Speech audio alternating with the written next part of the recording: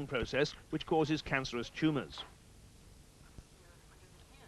Well, it turns out that the little gizmo that you use to make cells divide is the same no matter where you look at it. You can look at it in yeast, or you can look at it in clams, or you can look at it in human beings, and when that machinery goes wrong, then the cells divide when they shouldn't. The discovery will help researchers study how cancer cells divide. A British garden centre has reproduced Van Gogh's famous masterpiece Sunflowers in flowers. The 15,000 square metre display is in a wheat field, has 6 different kinds of plants, took 250,000 seeds, and 7 days to sow. It's big enough to be seen from space by satellite. After being on public show for the summer, the floral masterpiece will be dug up, back to a wheat field.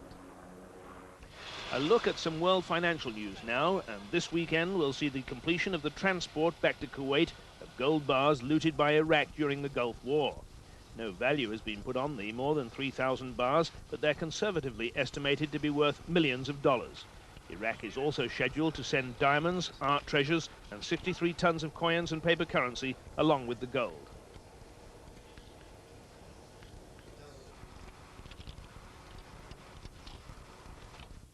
Throughout Europe, the number of those members of society over 65 is increasing. By the year 2020, they'll account for more than 20% of the populations of Germany and France. That's more than 25 million people. That means the present pension fund market is seeing a boom period as more and more people begin to plan for their retirement. Now, financial markets believe that this boom will create a new financial sector right across the EC, one that will achieve a newfound importance in a short period of time.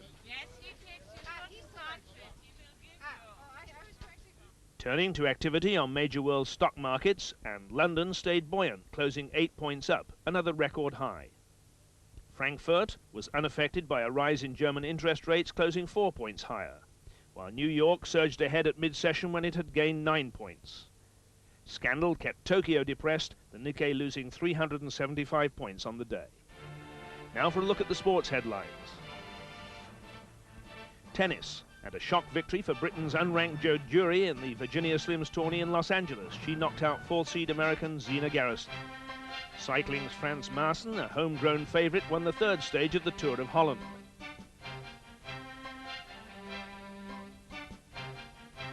Briton Mark James heads the leaderboard at the end of the first day of the English Golf Open with a 66. After a hard slog back to the finishing line off Britain's Isle of Wight, the competitors in this year's Fastnet race made it over the line last night with the French contender Coram Safir the winner. The win gave France overall victory in the Admiral's Cup, beating Italy by a single point. The United States was 3rd and holders Great Britain 4th. The yachts made heavy work of the 6th and final leg of the Admiral's Cup as they lost the win for the home stretch after rounding Fastnet Lighthouse off the coast of Ireland.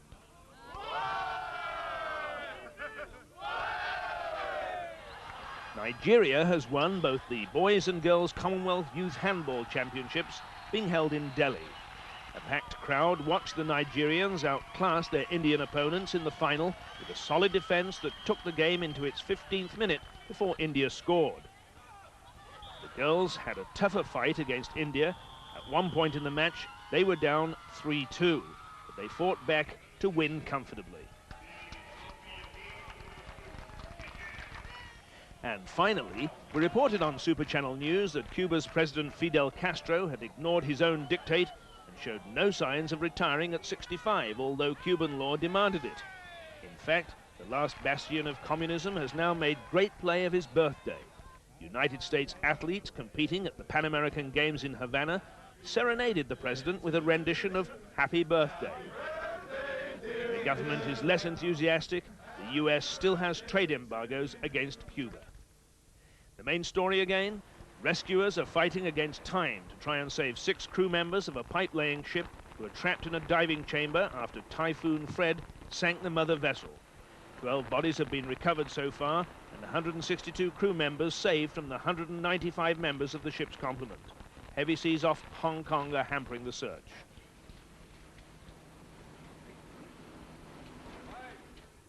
That's Super Channel World News. I'm Keith Hayes.